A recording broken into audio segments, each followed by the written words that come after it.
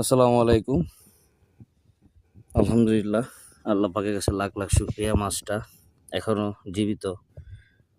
যেটাকে আমরা কুড়ো পাখি বলি।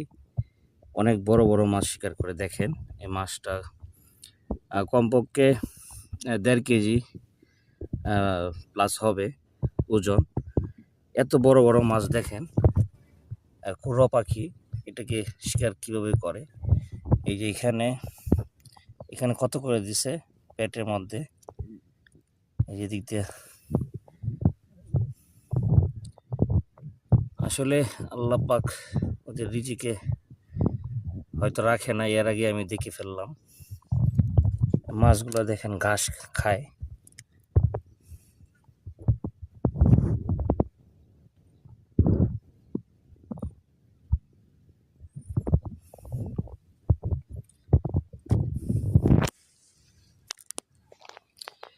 ধন্যবাদ সবাই, ভালো থাকবেন, সুস্থ থাকবেন।